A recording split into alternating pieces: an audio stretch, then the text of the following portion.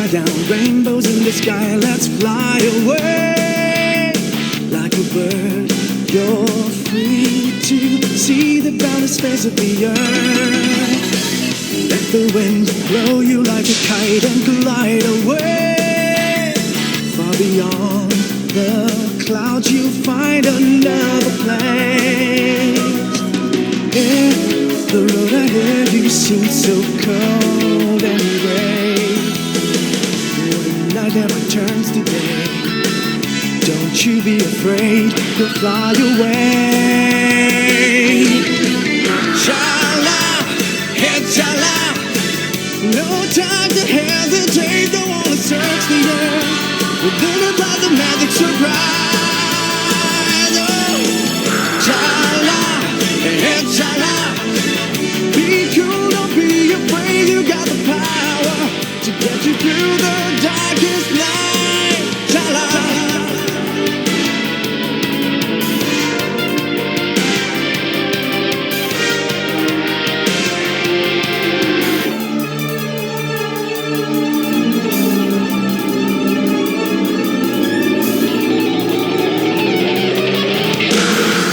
Round and round the endless sky like a coaster.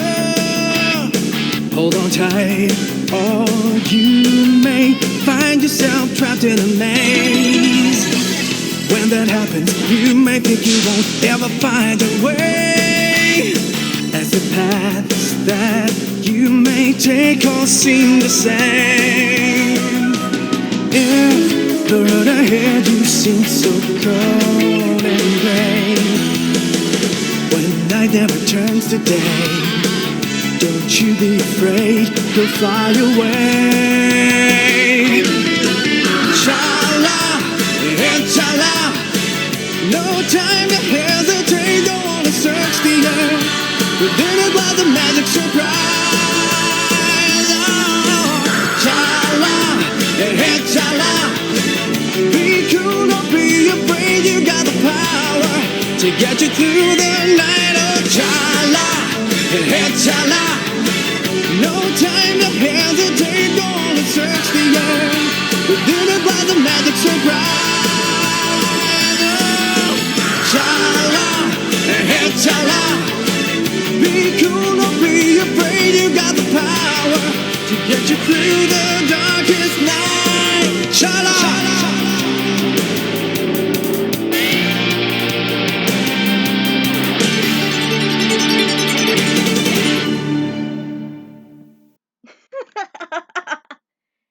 Oh man, I love that song. This always gets me pumping. Hey guys, it's me again, the Ekron writer. Welcome you to the final saga in the Bouncer Tetralogy. We have just completed the Black Hooded Sion saga, and this takes place several years, actually a few years after the original story arc as well as the other two. Originally, this was supposed to be a Bouncer trilogy, but last spring I actually added another saga to the series, to the Bouncer Dragon Ball Z crossover. And this one actually takes place just before the events of Dragon Ball Super, which I'll admit I'm not really a huge fan of because I quit watching DBZ. So that was it for me.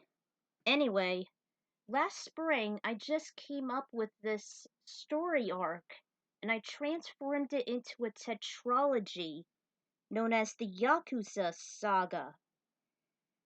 So, let's get started with this story, shall we? As we make our way to the Black Hooded Sion Saga to the Yakuza Saga. Alright, let's get this thing started.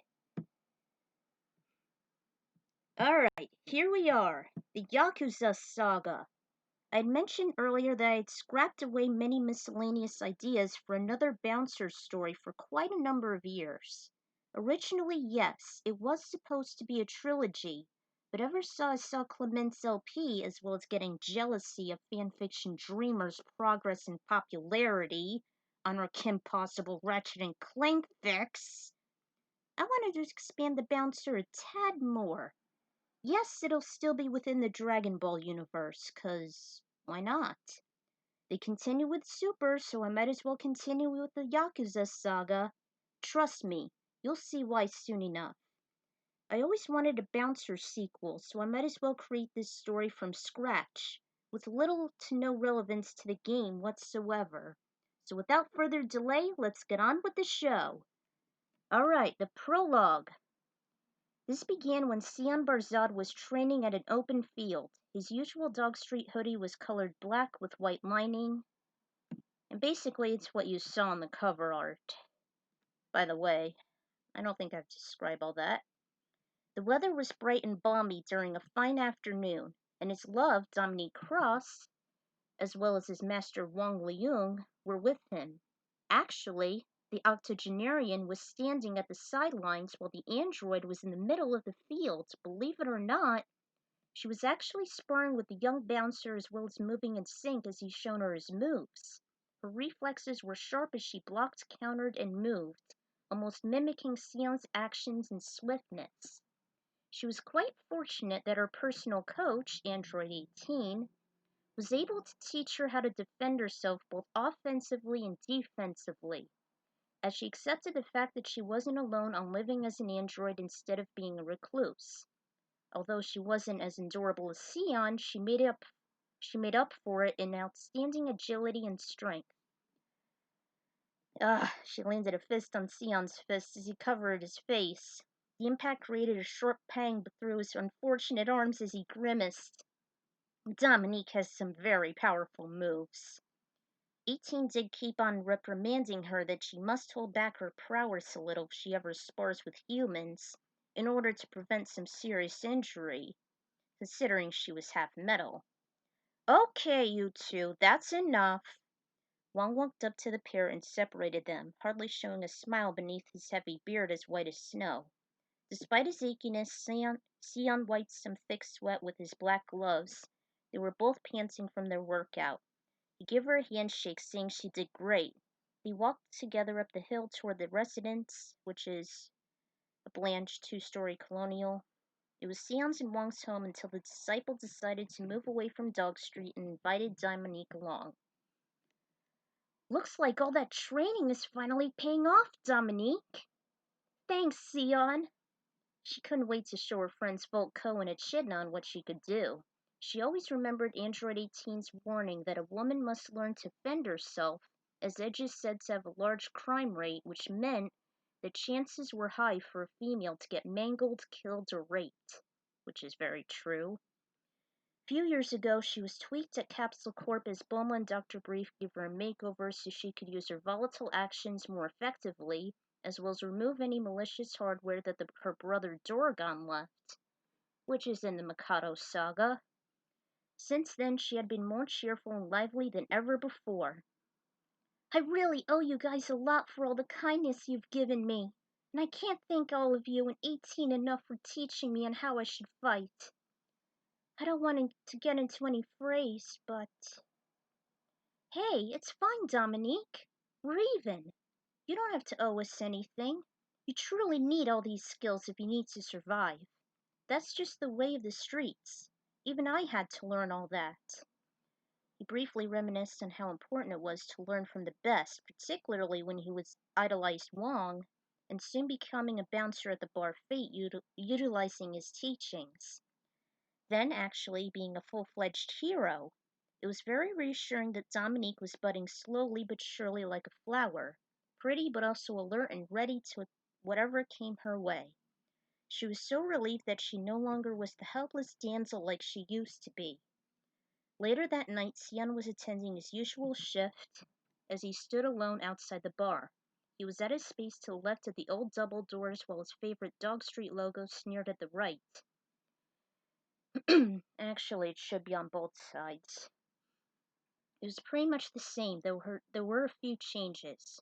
First off was the bass blasting past doors. It seems that the pub afforded an advanced music system as a way to entertain the patrons out of boredom and make service more entertaining. almost like entering a nightclub. The place itself also expanded in size by several more acres. It was no biggie. It was no biggie on keeping up with rent. Ever since Capsule Corp volunteered to donate profits to the towns of Edge's, particularly Dog Street's infrastructure, it finally bolstered and prospered. All this time had finally made Edge have a more advanced economy, just as the briefs wanted so long ago. Must be a shame standing out here and missing out on all the action. Suddenly he looked up and saw a woman blending in with the darkness of the lonely streets. She was petite, skinny, had pale skin, wearing his apparel, particularly his red hoodie with black arms. Logo of Dog Street was imprinted on the back. She looked to be in her late teens, and through the dimming light he realized who she was. That's right, Ayame is back. They then wrapped each other in their arms after they let out a small grin. It was very comforting. After the last few years, Ayame had returned. She was slightly older, wearing the bright red hoodie as a symbol of honoring their friendship. She looked around the slightly larger exterior, recognizing the neon letters blazing fate. I see the bar is still standing, and it's intact. She remembered how it was in shambles until when Mikado's special forces invaded here. Yeah, I'm so glad to see you again, Sion. It's been far too long. Yes, it has. She then hesitated as she bashfully held her head. I... I have so much I need to tell you. Christ, it's been ages since I last saw you. Sion opened her ears, and she told him how happy she was to see her best friend again after 3 long years. She was finally 18, the legal adult age. She confessed that the main reason why she never came back was because there were so many priorities revolving around various issues, such as school, puberty, growing pains, even when she was diagnosed with Asperger's. The Dragon team wasn't involved in a lot of battles, and she just visited them less and less. Since then, she lost touch, and her adventures with the Bouncers and the Z-Fighters became lost and forgotten. Nothing more than distant memories. That was until she was finally able to live on her own, under her own free will, and finding that Red Hoodie was just the spark she needed. He understood it all, and he sympathized it must have been hard living with a mental illness. Sion! Someone in her raincoat came out and interrupted the duo. Speakers were blasting as she opened the doors, then silenced a little after they closed again. Dominique! It was easy to notice her since she hadn't aged a single iota when they last met. Ayame! They embraced each other tightly for a short while, just as she and Sion did. They discussed how Ayumi was finally able to visit Dog Street again, as well as Fate's new expansion, coinciding Edge's more profitable conditions. Crime had dwindled drastically when Capsule Corp continued its donations until about a year ago. She mentioned there was also a karaoke machine installed within it, and the cruddy jukebox still stood at the corner of the top floor as a homage to the good old days. She also mentioned that both Volt and Chidna were the current co-owners of the bar since that tragic day when Boss died of a heart attack just a month ago. Being that Volt was the most reliable, experienced, and defensive bouncer he's ever employed, he decided to give the entire settlement to him and his fiancée. Yes, Volt and Echidna are fiancés now, just as they should have been. Ayami was stunned by the news, thinking that Volt and Echidna would go into another power struggle since they had been constantly disputing over at Mikado. But surprisingly, they got along great when they began the new ownership. Though the scheduling was tricky since Sion constantly rotated shifts with Ko per week, as he's usually away on more missions involving Lucas while still keeping tabs on Dominique from time to time. Volt was lesser of a bouncer now, and it was a relief since he no longer scared away the customers, while Echidna's appearance was a bit too suggestive. Hey, maybe you can become a new bouncer here. I can't work at a bar yet. I'm not even 20. I still have 1 year to go, and I'm far too young. Besides, she was still pretty coy and nervous on working in a saloon vulnerable to crazy drunkards and violence. The tense environment would have been far too much for her to handle. She wasn't much of a fighter, neither. She thought she wouldn't be qualified as a certified doorwoman. That's not true. I was 18 when I officially got the job here, Sion said. I was 19 during my first anniversary. Remember? Mm-hmm. Oh, yeah. He was at a loss for words since Sion was only at that age when he saved the damsel in the world, as well as made best friends with the young Dragon Ball Seeker, including Goten, Trunks, as well as the owners in Capsule Corp. Maybe I should start by living in Dog Street. And I'd probably train myself with you guys so perhaps I could be more eligible. Or at least competent enough, she thought. The duo was admired by her decision, and before they knew it, they could barely hear a rumble of thunder in the air. Huh? What is it, Sion? I just didn't expect the sky to cloud up so fast. Indeed, layers of black clouds overshadowed the streets, and the thunder got slightly louder. Ooh, I think I should get going. The last thing I want is to get caught in a thunderstorm.